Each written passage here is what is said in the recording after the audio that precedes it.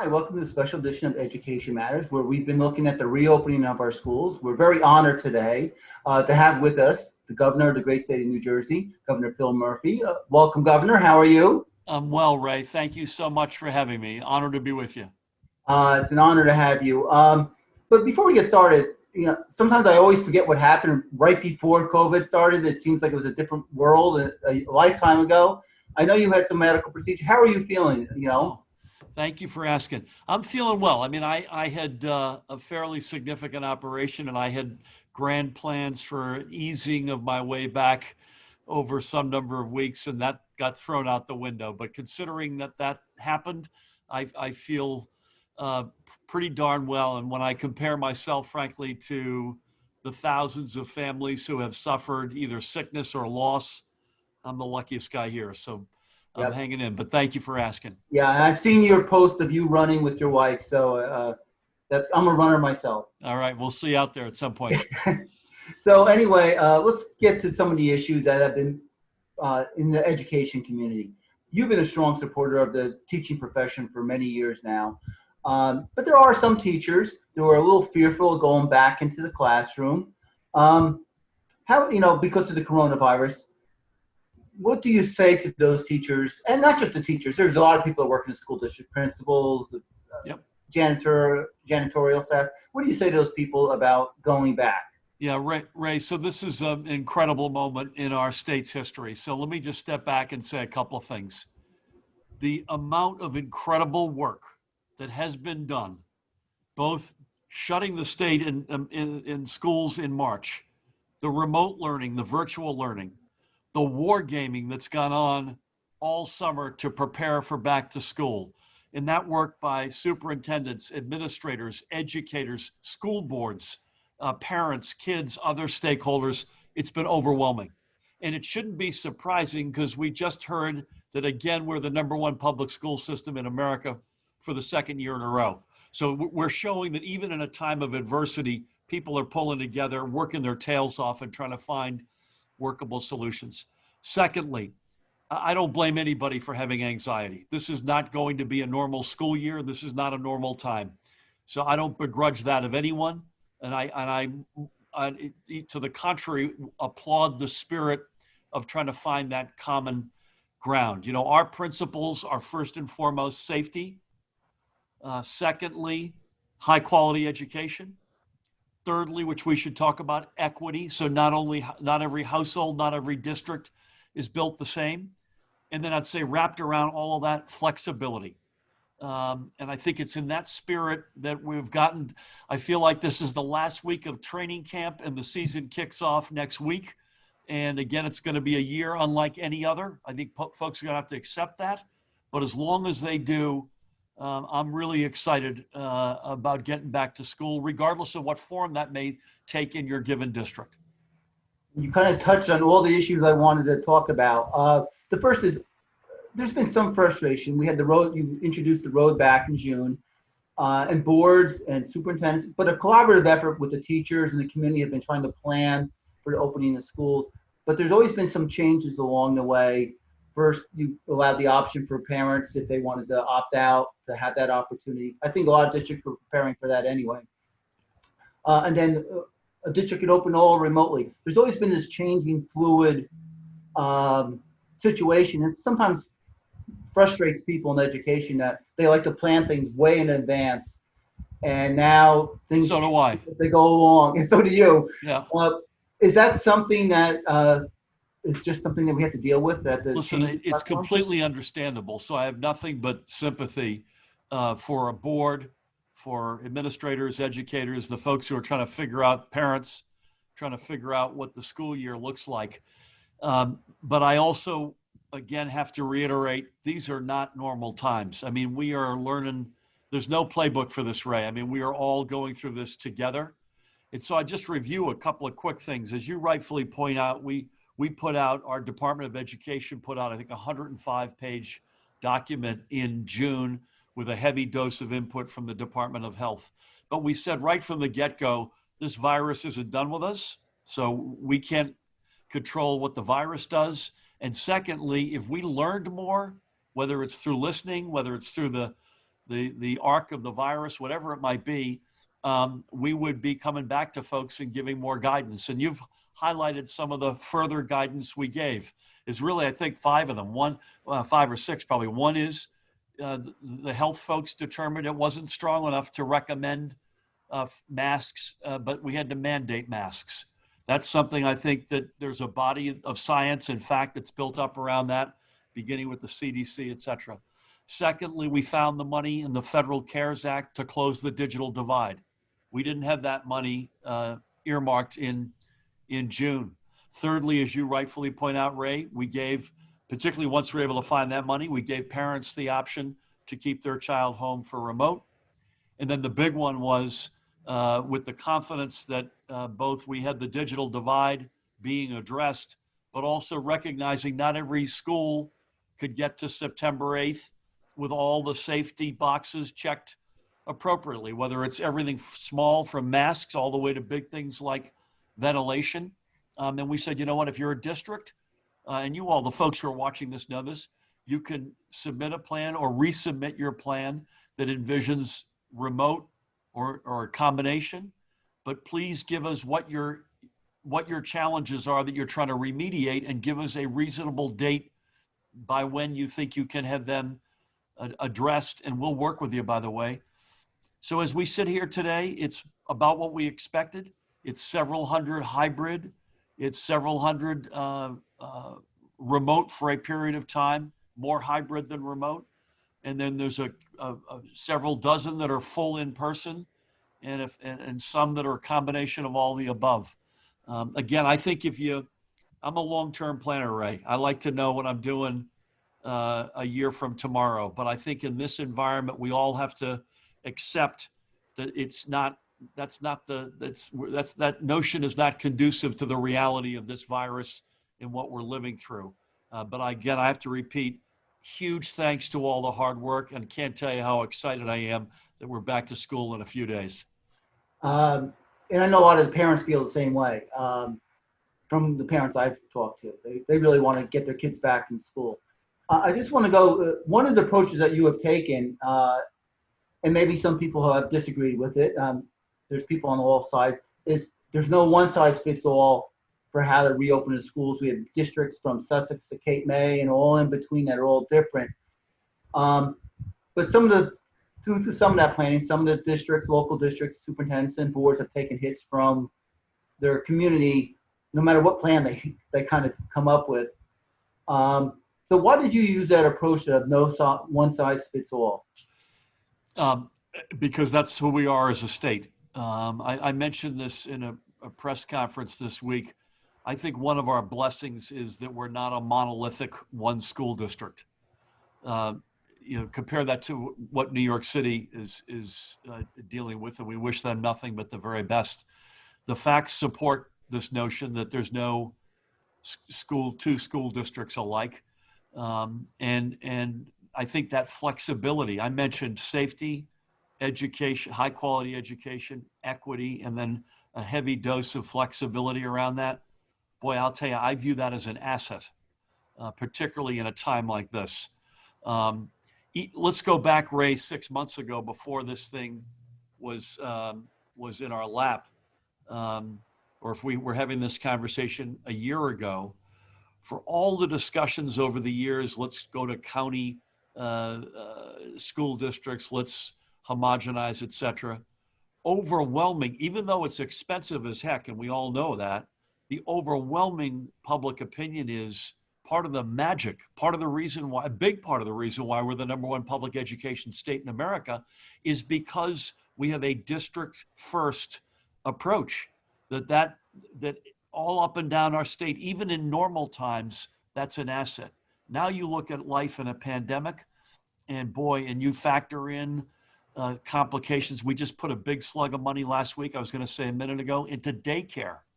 So this is something else, Ray, where the hip bone is connected to the thigh bone, right? So you can't just say, hey, Johnny and Sally, you can study remote up until a certain date. Well, what if mom and dad both work full time, or what's that look like? So there's lots of different implications that come from this. An urban district is going to look different than a suburban or a rural district. We have one thing I should point out, though, and I know the boards that are watching this are aware of this. We have segmented the state from a healthcare reality into 6 mini regions. So for the fighting the pandemic with our hospitals, it's been north, central, south. We've actually broken those 3 districts or 3 regions into sub-regions. And that matters because what is going on in that part of the state may well and should well dictate the healthcare response if somebody tests positive, if there's some kind of a flare-up. And I do think that is I was going to say a concession, but that's an acceptance of the reality that if not every district, there are different regions in our state, and we should be mindful of that when we then look at what the in-school game plan is should we have flare-ups. So listen, again, I think our district's structure, it's not cheap. Some may view it as cumbersome. At a time like this, they may want a more statewide answer. And ultimately, we did have the statewide answer when it got really bad. We shut every district and every school in the state. And sadly, we'd have to reserve that right if this thing ever came back in full force up and down our state, which please God, it will not. That's certainly something, an option you have to retain. But I'm praying that that's not an option that we ever have to exercise. You brought it up before, and I think it's really important. It's on the mind of most educators I know, and I know it's on your mind too, is the equity issue, the digital divide. One of the things that this brought out was that not every district was prepared with the connection or the devices for Yep. all their students. And as we look to some of the remote learners, we have 26 of our former 31 Abbott districts are going remote. 2 parts on this question. Is the state trying to, I know the state, what can the state do to help those districts? Because there is a backlog on all the devices. And do you expect any help from the federal government in that area? Yeah, so on the first, and by the way, I think our acting commissioner of the Department of Education said this week, I think 230,000 of our kids are impacted by the digital divide. And our job is to shrink that to 0. So yes, there is federal money. We've tagged $54 million of federal money that we're putting directly into this, closing the digital divide. We're also very much welcoming and hopeful that philanthropic and corporate money may also come in here. We are spending some energies, including yours truly, on with Google Education, and we're reaching out to the manufacturers of Chromebooks and other devices to try to get them into our midst and not just on back order. And lastly, Ray, those districts that you mentioned, the former Abbotts, or any district that is on a remote basis to begin the school year, the Department of Education accepts those plans only if there's good reason, if there's a good game plan to get to yes, and there's a date by which the district agrees to get to yes. And some of that may be, as I mentioned a minute ago, may be sort of basic. We don't have enough masks. We're trying to open up a closed gym or auditorium, or trying to work with a community center. Some of it might be a lot more complicated, and I put in that category ventilation in old buildings. So we want to work with districts. We were able to find some federal money, both to close the digital divide as well as to get our schools open. I mentioned 54 million in closing the digital divide. I think it's 100 million of CARES Act money to help fund the necessary steps that schools need to go through.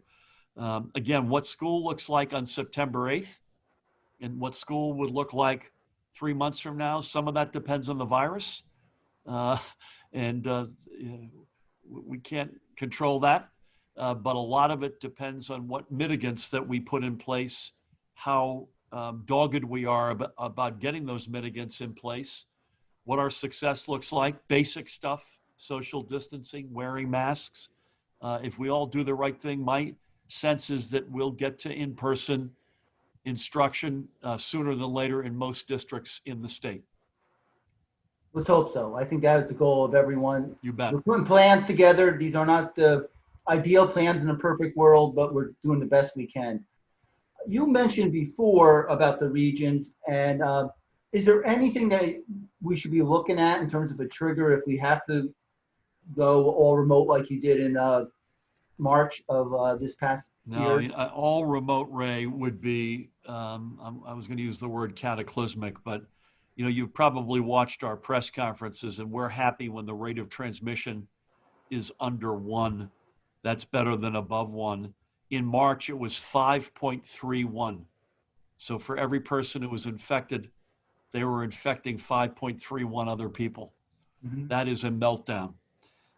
So please, God, we're not anywhere near numbers like that.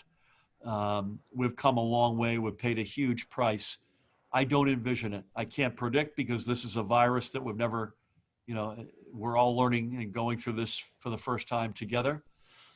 I think what could happen is you could get a classroom or a grade or a particular school, given what's going on, not just in that classroom or school, but what's going on in that region of the state. You could get some amount of, and I think we should expect that's likely to happen. I don't think we should go into this with our eyes closed. The question, I think, more importantly, is what are we going to do about it if and when it happens?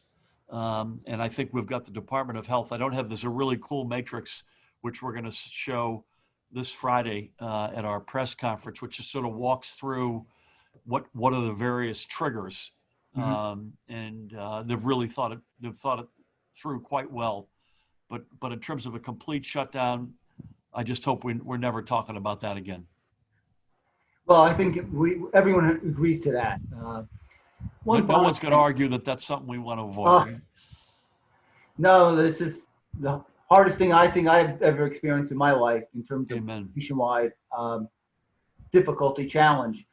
I think New Jersey is actually pretty much following most of the safety protocols as compared to social distancing protocols as compared to maybe some other areas of the country.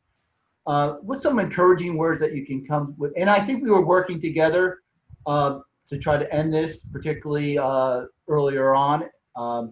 I know there's some frustration there among some of our members, among some of the people in the education community and everywhere.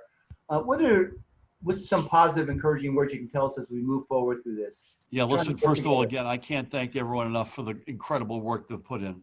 None of us have lived through this before. So whether you're on a school board, you're an administrator, an educator, a mom, dad, a kid, a stakeholder of some sort, incredible work. We're proving how good we are as a state as it relates to education in a way that we've never had to prove before. Secondly, we've come a long way. So we've come as far as any American state, probably alongside New York. We have come the furthest. And that everybody deserves credit for that. That's millions of folks deserve credit. Thirdly, it's the basic stuff. We still don't have, and I'll get to this in a second, there's no therapeutic, there's no vaccine. So what are you left with? Things like managing your capacity, social distancing, face coverings, washing hands with soap and water, get tested, stay home if you don't feel well. It's the basic stuff that we have to continue to pursue. It's a virus that's much more challenging indoors than outdoors. So back to school, I'll put a plug in here. If you can get any of your classes outdoors, any of your activities outdoors, that's a safer environment. But as the weather gets colder, that'll be more and more difficult. But the basic stuff still matters. And lastly, Ray, this is not a forever reality here. I'm not a medical expert, but I speak to them all the time. There's an enormous amount of traction and progress being made around therapeutics. And when I say therapeutics, it isn't, hey, this works on malaria, let's see if it works on COVID-19, but it's proven through rigorous testing that it works right up against this virus, as well as vaccines that are safe and scalable. We don't have them yet, but I've had enough anecdotal experience that we're not going to be going through, please God, and I believe this to be the case. We're not going to be going through a school opening like this. This is not a new normal. There'll be some of it that we'll probably learn from, and habits will develop that we'll never forget. My guess is shaking hands, a lot of hugging and kissing of people you don't know when you first meet them. Probably not. We're probably not going back to that. But this is, we are still at war, and we're not going to be at war forever. And I want to make sure everybody knows that this is a temporary reality. I can't tell you how long it is, but it's not a forever. Okay, that brings us to the end of this special edition of Education Matters. I'd like to thank Governor Phil Murphy from the great state of New Jersey. And we're still #1 in education, and I think we'll still keep working together on that. So I'd like to thank you, and I hope you find this informative, that the governor directly talks to our membership and to the members of the education community about how he sees education moving forward in New Jersey.